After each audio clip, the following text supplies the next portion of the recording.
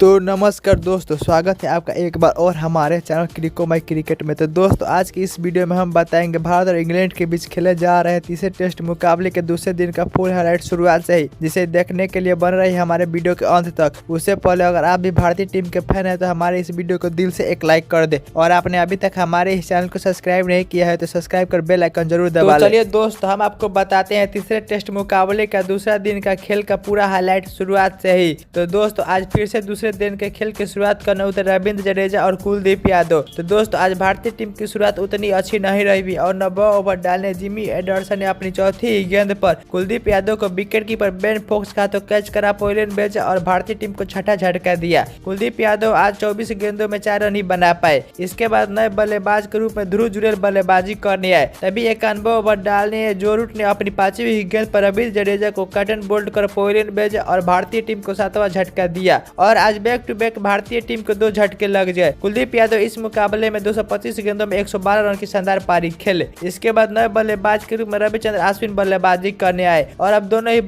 नए बल्लेबाज क्रीज पर मौजूद थे। तभी 93 ओवर डाले मार्कुट की पहली गेंद पर रविचंद्र अश्विन ने कवर की दिशा में गेंद को 4 रनों के लिए भेज दिया। तो इसके बाद फिर से 95 ओवर डाले मार्कुट की चौथी गेंद पर ध्रुव जुरेल ने पीछे के साइड में गेंद को 6 रनों के लिए भेज दिया और दोनों ही बल्लेबाज संभल कर बल्लेबाजी कर रहे थे। तो फिर 98 ओवर डाले जिमी एंडरसन की तीसरी गेंद पर रविचंद्र अश्विन ने स्क्वायर लेग की दिशा में एक बेहतरीन चौका जड़ दिया। तो इसके बाद फिर से 102 ओवर डालने रेहान अहमद की दूसरी गेंद पर ऑफसाइड की दिशा में गेंद को 4 रनों के लिए भेज दिया रविचंद्र अश्विन ने, और रविचंद्र अश्विन समझबूझकर बल्लेबाजी कर रहे थे। तो इसके बाद फिर से 104 ओवर डालने आए। फिर से रेहान अहमद की छठी गेंद पर शॉर्टकट के जरिए की चौका जड़ दिया रविचंद्र अश्विन ने। तो इसके बाद फिर से 108वां ओवर डाले मार्कुट की 5वीं गेंद पर ध्रुव जुरेल ने डाउन लेग की दिशा में गेंद को 4 रनों के लिए भेज दिया और देखते ही देखते दोनों बल्लेबाजों के बीच 50 रन की पार्टनरशिप हो गई। तो फिर इसके बाद 113वां ओवर डालने टॉम हार्टल ने अपनी चौथी गेंद पर ध्रुव जुरेल ने स्क्वायर कवर के ऊपर से गेंद को बेहतरीन चौके के लिए जड़ दिया और इसी के साथ लंच ब्रेक तक भारतीय टीम ने 388 रन बना लिए 7 विकेट के नुकसान पर, और अभी भी क्रीज पर मौजूद है रविचंद्र अश्विन और ध्रुव जुरेल। तो इसके बाद फिर जब दूसरा सेशन चालू हुआ तो फिर से बल्लेबाजी करने हैं रविचंद्र अश्विन और ध्रुव जुरेल। तो वही 114वां ओवर डाले मार्कुट की 5वीं गेंद पर रविचंद्र अश्विन ने सीधे बल्ले से गेंद को 4 रनों के लिए भेज दिया। तो फिर इसके बाद 116वां ओवर डालने मार्कुट की तीसरी गेंद पर रविचंद्र अश्विन ने इनको इनसाइड एज के जरिए एक चौका मिल गया और दोनों ही बल्लेबाज अच्छी लय में नजर आ रहे थे। तो इसके बाद फिर से 120वां ओवर डालने रेहान अहमद की पहली गेंद पर ध्रुव जुरेल ने मिड विकेट के ऊपर से गेंद को 4 रनों के लिए भेज दिया।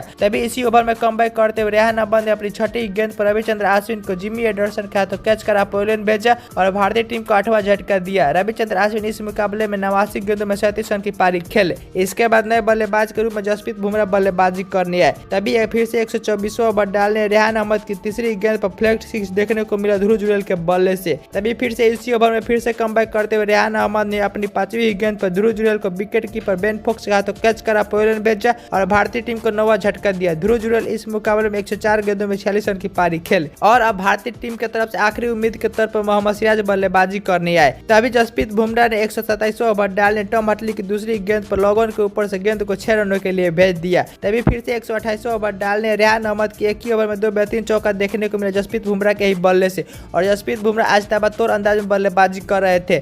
तभी 131वां ओवर डालने आए मार्कुट की पहली गेंद पर जसप्रीत बुमराह ने मिड विकेट की दिशा में एक बेहतरीन चौका जड़ दिया। तभी इसी ओवर में कमबैक करते हुए मार्कुट ने जसप्रीत बुमराह को एलबीडब्ल्यू आउट कर पोलिन भेजा और भारतीय टीम को ऑल आउट कर दिया और इसी के साथ भारतीय टीम 445 रन पर ही ऑल आउट हो गई। तो वही दोस्तों भारतीय टीम की तरफ से सबसे ज्यादा रन एक अपना रोहित शर्मा ने बनाया, जबकि सेकंड सबसे हाईएस्ट रन स्कोरर रहे। तो वही दोस्तों इंग्लैंड की तरफ से पहली पारी की शुरुआत करने उतरे जैक क्रैली और बेन डकेट। तो वही दोस्त जब जसप्रीत बुमराह ने अपना तीसरा ओवर डालने आए तो उनकी पहली गेंद पर बेन डकेट ने पॉइंट की दिशा में गेंद को 4 रनों के लिए भेज दिया। तो इसके बाद फिर से 5वां ओवर डालने जसप्रीत बुमराह की एक ही ओवर में 2 बेहतरीन चौका देखने को मिला बेन डकेट के बल्ले से, और बेन डकेट आज ताबड़तोड़ अंदाज में बल्लेबाजी कर रहे थे और अच्छे लय में भी नजर आ रहे थे। तभी 6ठा ओवर डाले मोहम्मद सिराज की दूसरी गेंद पर बेन डकेट ने कवर की दिशा में एक बेहतरीन चौका जड़ दिया। तो इसके बाद फिर से 7वां ओवर डालने कुलदीप यादव की एक ही ओवर में 2 बेहतरीन चौका लगाया फिर से बेन डकेट ने ही, और बेन डकेट प्रत्येक ओवर में 2-2 चौके लगा रहे थे। तो इसके बाद फिर से 8वां ओवर डाले मोहम्मद सिराज के एक ही ओवर में 2 बेहतरीन फेंस से चौका लगाया बेन डकेट ने ही, और इसी के साथ बेन डकेट अब 40 रन पर पहुंच गए थे। तो फिर इसके बाद 10वां ओवर डालने मोहम्मद सिराज की पहली और तीसरी गेंद पर 2 बेहतरीन चौका लगाया बेन डकेट ने और बेन डकेट अब 49 रन पर पहुंच गए। तभी इसी ओवर की छठी गेंद पर बेन डकेट ने सिंगल लेकर अपना अर्धशतक पूरा कर लिया और यह अर्धशतक भारत में इनका पहला अर्धशतक था।